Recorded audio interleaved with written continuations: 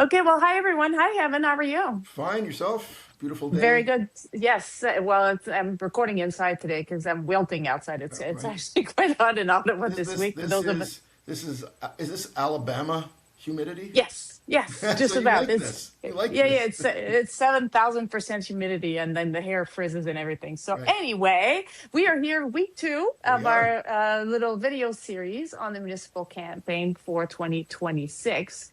And we had a lot of stuff to talk about. But first of all, I want to thank you because you're like the serious guy bringing the data and the number. I provide the stats. So how about we start with the numbers that you sent me earlier? I just Okay. want people to get a sense of the of where we are at as far as number of candidates for mayor and who's running in again for Right. reelection on Right. council and who's opposing. So how about you run through those numbers? Sure. Well, let's remind everybody, first of all, that municipal campaigns are extraordinarily long. Hmm. Okay? Compared to a federal campaign, 36, 38 days. Or Stephen Harper, what did he have? Stephen Harper had one. It went over Christmas, didn't it? It went Right, but I think there's a minimum minimum. of 5 weeks or something like Yeah, that, that's right. and yeah, So most people stick around with that stick that's right. around that number. But here Mhm. we're looking at 5 months, right? Months, yes. Months. And so I do sympathize when the mayor tells us, "Hey, this isn't the real campaign." Hmm. And I think what he means is it isn't the blackout period. It isn't the Right. 60 days. It isn't when the signs go up in September. That to him, or what he's conveying to us, is that's the real campaign. You Hmm. start to feel the campaign. You're driving. You're seeing the signs. You're seeing people's photographs on billboards, etc., etc. That being said, my running thesis is we're campaigning all the time, and now we're Hmm. just in the official campaign period. And so, what's interesting, Brigitte, is to me, you've been observing this longer than I at the municipal level, is I have a feeling that we might not be seeing a flood of candidates For council. for Hmm. council. Right. For instance, when I checked this morning, so as of 11 o'clock, I saw a fifth name on the mayoral list.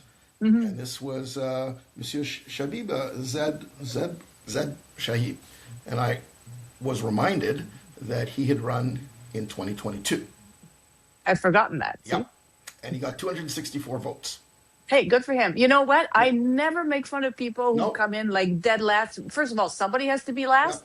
And second of all, it takes a lot of courage to put your name on a ballot, Yeah. especially when you know you're not winning. So Yeah, like exactly. good for him. So, Yeah, this is great. kudos, Hmm. congratulations, full, full, Full props. I was going to say balloons, but that has a different No, connotation these days. we can't talk about We balloons. can't talk about balloons. But my respect, my full Hmm. respect to everybody Right. who is putting their name forward and taking time out of their lives to run for any level of Hmm. political office. So we have five So we candidates now have officially on the five list for candidates at the mayor. mayoral level. And when I looked at what was happening at the ward level, what struck Hmm. me, again, you might be able to comment on this, is a quarter of council, so six councillors. So first of all, 22 councillors from a 24-member council are re-upping. They are running Right. again. They're coming back. They're Yeah, coming back. Jeff Leeper gave up his Kitchissippi seat to run for mayor, and Glenn Gower decided not to run again. that's right. Unless I've And made a Stittsville. mistake, the other 22 are running. Hmm. Hmm. Of those 22, so a quarter of council, six are currently running unopposed. Right. So But nobody, again, and nobody, we're no at the other, beginning of it. Yeah, that's right? There are right. no We're at the beginning of challengers. a 5 months. Yeah, Yeah, for now. for now. For now. Right. Okay. What an interesting factoid. Okay, two council members, Stephanie Plant and Sean Devine, say they're running, but they haven't filed their nomination papers. Hmm. So, okay, that's okay, fine. Hmm. And so we have two open races. So the two open races are Kitchissippi and Stittsville. Stittsville. Hmm. So that's kind of how it plays out for now. Hmm. I won't get into the more subjective analysis or at this stage about who is quote unquote a serious candidate and a not as serious. That's too subjective. Don't know all the candidates, and I certainly don't know. Don't ask me anything about Stittsville. I know Stittsville as Shoot, because a I don't place. know it. No, no, I don't know it either. Yeah. I know Stittsville as a place, Yeah. but I don't know it politically. So I don't have any sense. And I think there are 8 candidates in an open race. So I won't venture to say anything about Stittsville for now. Alan Hubley has stepped in. He did file his nomination papers in Canada South, and so it is now kind of so far, a remake of 2022, in the sense that we have Aaron Coffin versus the sitting councillor. I have a feeling this is going to be with Kitchissippi. This is going to be the most interesting race to watch this time around. And I like Kitchissippi. I live in Kitchissippi, so I've been here for a long, long time, and I know Joanne. I like her a lot. Okay, I've all right. met the challenger Michelle Gros only once, so I don't know her as much. I've just spent. We were at an event together, and I got to meet her, and I think both of them are excellent candidates. They both look very tough. One is perhaps a little bit more business friendly than Joanne, considered to be a little bit more leftist than Michelle, I think. Don't know if that's a fair assessment of who they are as persons, but that's I think the general idea. I know Joanne And so a little bit. Yeah, we'll see. A little bit more. I've never met Michelle, and I don't think Joanne would self-identify as leftist. I think she would present herself as centrist. And I know people have different definitions of what that means, but I don't think she would say present herself as a progressive leftist. So I think she'd run to the center of Jeff Leeper. Right. That's And the all. reason I said that, no, and that's fair. And obviously, I would take Joanne's characterization of how she identifies herself above that. But I have heard grumblings in this ward about, some, because Jeff has been here for a long time. Jeff Leeper considers himself a progressive, Yeah. I think. And Joanne being seen as a little bit closer to, or too close to Jeff for some people. So that's some grumblings see. that I've heard. Yeah. So this is why Okay. I'm thinking Yeah, that this okay. ward is going to be interesting, because, and what I hear may not be representative. It's a big-ish, ward, I so know who what you're knows? And Mississippi is always, there's huge participation rates. Like, we're keen on politics. We like politics in this ward. And so we'll see what happens there. But early on, the rumblings that I've heard about Joanne was that she's, fairly or not, considered a little bit too much in Jeff Leeper's mold. So Yeah, that's interesting. this could be a good thing for her or a bad thing for her, and- depending and- on who shows up to vote. And also, a lot of images, even on Jeff's socials, are of Jeff and Catherine McKenney. Right. So I mean, he's not. It's interesting. Like, if he's showing images of himself with Catherine at events, he's sending a message. Right. That's And she's endorsed him. So, that's the message. Is he's, and I think that is to put it in purely political terms. I'm sure they are personal friends. I'm sure that they are. But to put it in political terms, Brigitte, I would say the message there is to solidify kind of 33-34%, right there for Jeff across the city. So if you like if you like Catherine, you liked her in 2020, you like them in 2022, you're gonna like them.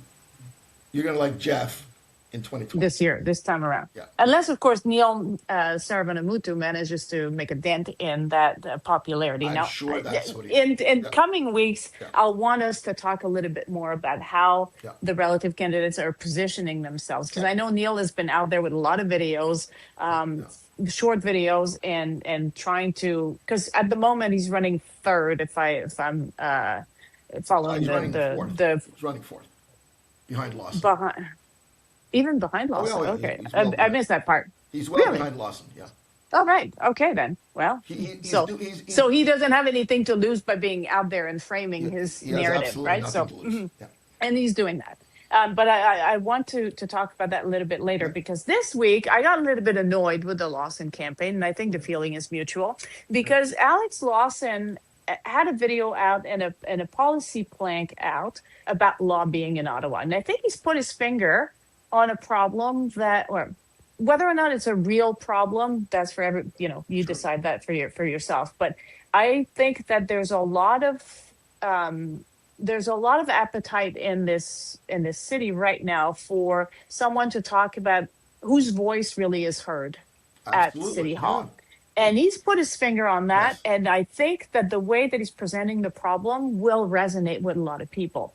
What annoys me is that his solution is not workable. And I wrote this long No, piece no. about it. They didn't like it. I watched the exchanges. Yeah. Right. And we had a bit of a tiff on Twitter But about it. I think you Um, came to some common understanding Well, after.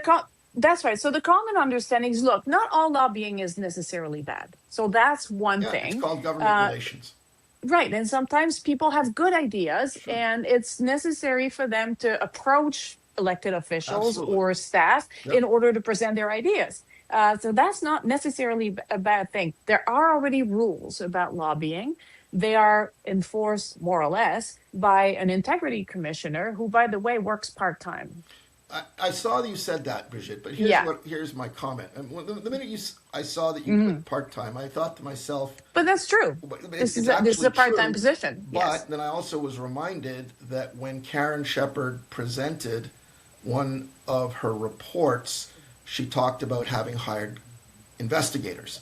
So her Hmm. office can hire people on contract, investigators, to investigate the complaints. So when I Right. saw you put that, well, 10 hours a week, whatever, I said, yeah, fine, 10 hours, but her office has the capacity to, you know, hire people to investigate complaints. And if we do hire people, however it's done, Sure. that's an added budget, right? Because we have Yes. to pay Yeah. these people. These Yeah. people do not work for Yeah. free. No. And so when Alex Lawson in his campaign says that his proposal to tighten the rules um, would not cost, he says $0 more, that's not Oh, okay.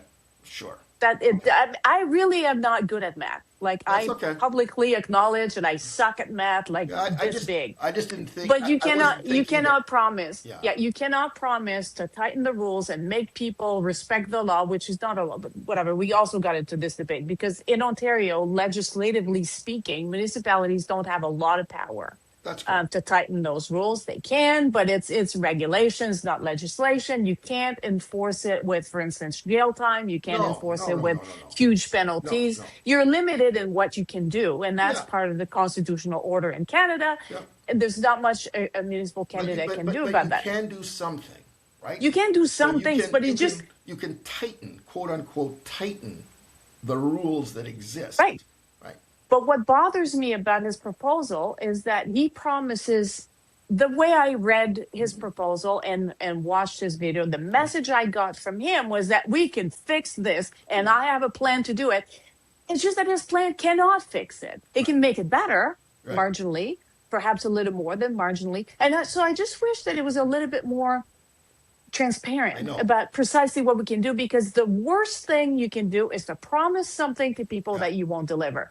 And on lobbying and influence and trust, it's fine to have good rules in place, but the ideal position you want to be in is to have good rules in place and never need to use them, because you elect people of Sure. integrity and power. If you have trust that the people who represent you are good, honest people who are not in it to enrich themselves, but they're in it to serve, then, and it's fine to have the rules and have people watch over all this, but you won't need to use those rules. Okay. Right. So that to me is the best So, position, the best solution. Brigitte, you're the lawyer, right? Yeah. You're Well, the lawyer. So I play one on the you, internet. you Yes. play one on the internet. So I would expect, yes, so I can't disagree with what you said. But then I look at Alex and the others through this political lens, campaign lens, and I say, as you said, he puts his finger on something that bothers people. But it's all contextual. And why does it bother people, Brigitte, in Ottawa? Well, lobbying has been bothering people in Ottawa for a long time. And it's usually associated with quote unquote undue developer influence. Perceptions that developers in Ottawa, fairly or unfairly, have undue influence in the policymaking process. And whether it's they or people, lobbyists acting on their behalf, they have unfair access to the decision-making process. They seem to be heard more than other people. They're heard. Yes. And then add that, Brigitte, add on to that the experience of citizens over the last 3 years on the Lansdowne public Hmm. engagement, which many people found really not authentic at all, not meaningful. They thought it was a public relations exercise, and they thought it was a way. And this again, I'm summarizing the feelings of people, of groups and individuals who spent thousands of hours delegating on this issue, Lansdowne 2.0, and the feeling that none of it mattered because Hmm. this, the city fundamentally, council didn't want to listen to them. They were listening to others who had more influence. And so this is just a big recent example. So if you look at what Alex and his campaign are doing in terms of the lobby issue, saying we're going to address it, it's part of the greater accountability perception that Hmm. there's an accountability problem, has been at City Hall. And so while lobbying, as Quito said in one of his X messages to you, while it's not going to be ranked number one as part of the issue set for Ottawa residents, it's part of the accountability. How would you feel if you knew that there were these actors who had worked on the mayor's campaign, completely legitimate, but then were having lunch with the mayor and his staff and seemed to have access again? Hmm. We'll wait to see what Karen Shepherd says, the integrity commissioner says. She'll do the finding of facts and all the rest of it, and maybe send out an investigator, who knows. But leave that aside. I'm looking at it through the political lens, not the legalistic, not the legal lens, and he's tapping into that. Yeah. You know? Yeah, and to be clear, because I want to put this out there because I'm not just bitching about him. He also gets credit for promising to make his list of supporters public. I don't know that there's a timeline for that, but still, the promise is there to make it public. And one of his proposals is because currently there's a cooling off period of 1 year.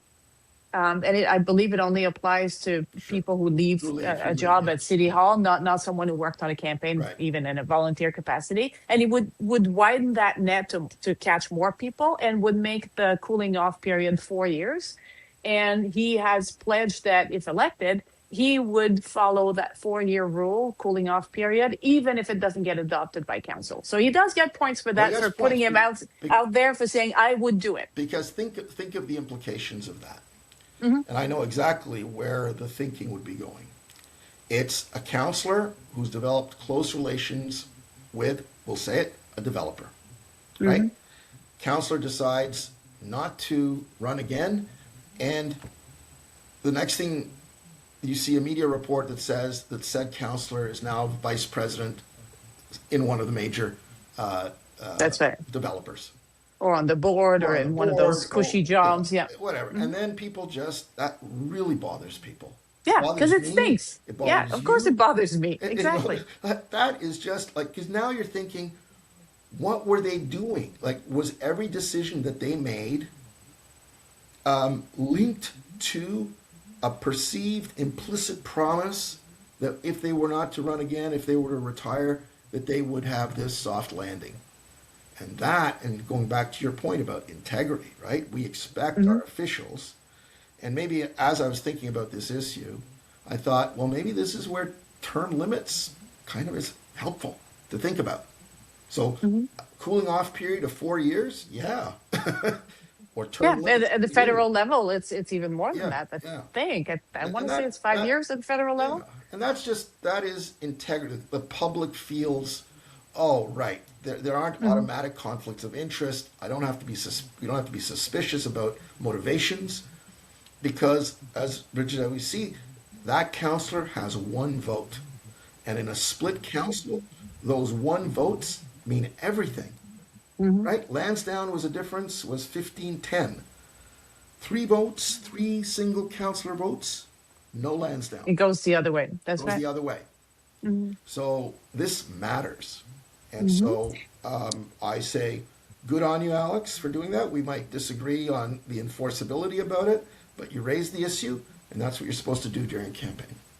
All right. Okay then. So what are you watching this coming week? I'm going to be watching. There's a lot more about the infrastructure deficit that I'm kind of interested about because I've written a column about this, and also it's my kind of thing. So So that's going to be for do you me. want to say anything about transit? I think you want to. or do you want I saw my first double train today of the LRT. It was going slowly, I have to say. to? It was just leaving Bayview, and it was going especially Bridget, slowly as I was biking Bridget, by. I saw a I saw an image, I saw a video of one of the trains, and I thought, my God, I could walk faster than this thing is moving. I was cycling faster, is You what are I'm you are trying to cycling say, and faster now. that was after my swim workout. Like, I'm not That's claiming I right. was going super, and I was going uphill, Yeah, and and it was going slower you were doing than I inclines. was. Yes. You were on an incline. So I thought, Yeah. oh well, this doesn't look. Hmm. I mean, you That's kind of anecdotal. smile. That's what I saw No, today. no, you But kind of yeah. smile. But again, all of this is in context, right? Hmm. Nobody would pay mind to the speed of the LRT if it wasn't in the context that Ottawa has a national reputation as having a broken transit system. Hmm. And now, as you saw, now we're going to give free. 2 weekends free for fares. What about Yeah. the youth fairs? What about the youth? Oh, right. Right, Okay, that too. that too. You should not be paying to take transit. Right. I, Period. I think the question, and then we can move on. I think it is the cynic in me says you do that in an election year to get to get the critics away from you.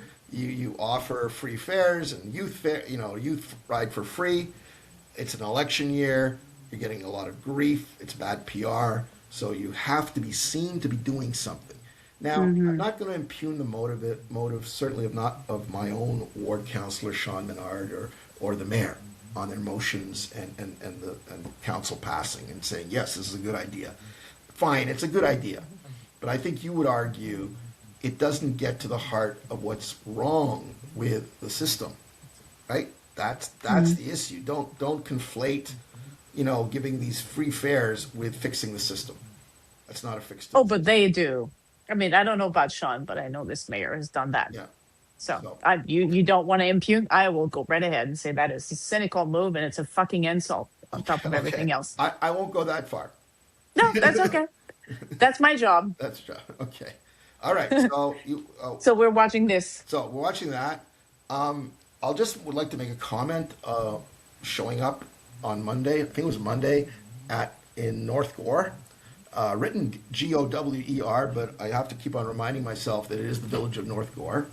That is in David Ward's rural riding, in George Darouge's provincial riding of Carleton, and in Bruce Fanjoy's federal Bruce, writing of Carlton. Sandroy's liberal riding, and so I was looking forward to going. I went. I drove 30 minutes to North Gore, and it was the Canada Conservative Association holding a town hall in Carleton, in North Gore, and so I went in. I stood in the back, and I listened. And Bruce Fanjoy's, when I was there for an hour, his name did not come up.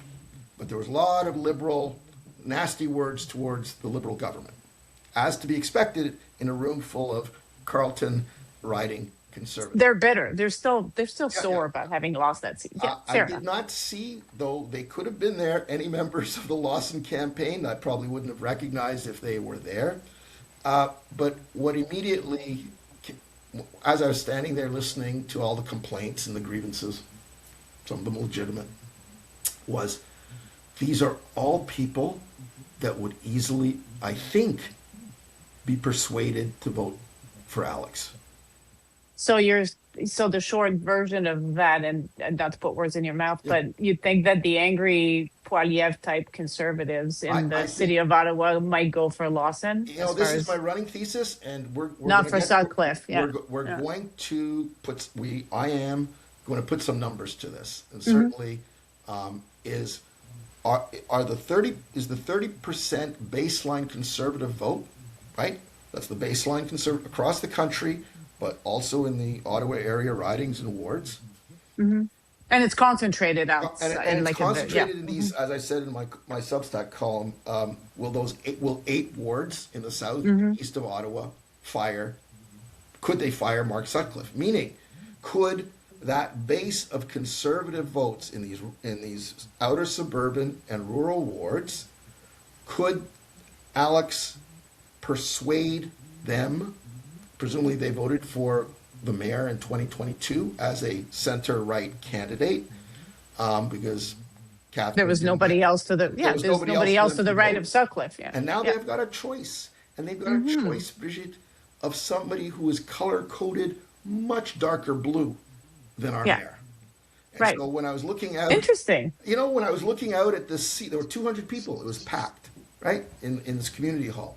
Hmm. And I looked out and said, I'm sure 80% of these people could be persuaded if they voted for Sutcliffe as the center right option in 2022, could be persuaded to vote for Alex in 2026.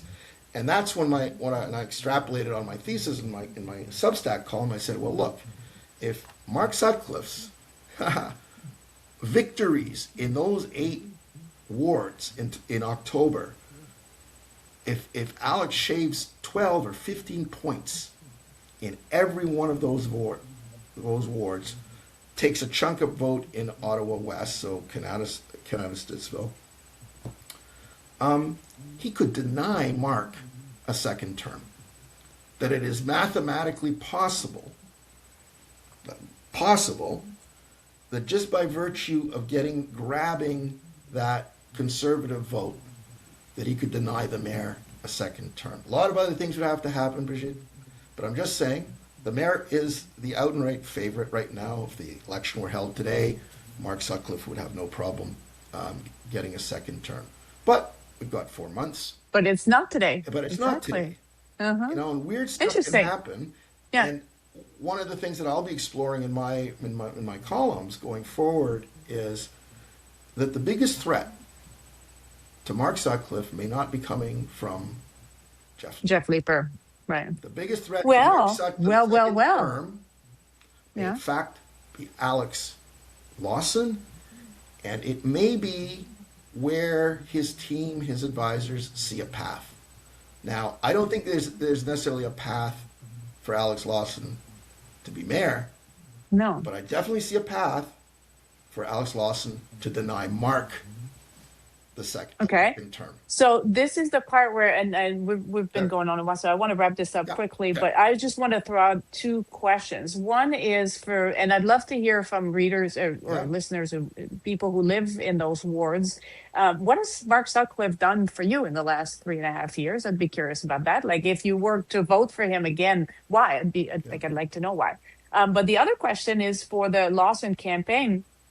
If it is, as you say, and if the numbers bear this out, and if the trend We'll see. continues, is the result of all their efforts to elect a left winger. Isn't this the great paradox now? Now, look, Brigitte, we're going to look at those numbers. The number that I'm going to be looking at in David Valentin's next liaison poll coming out in a couple of weeks will be whether Alex Lawson has made any inroads in Ottawa East and Ottawa South. Because if his numbers are starting to tick up, then you're gonna be really focusing on those, like, where is this going? It will be a signal to the mayor's campaign team, right? That something, and then it also raises another question. And then I'll shut up.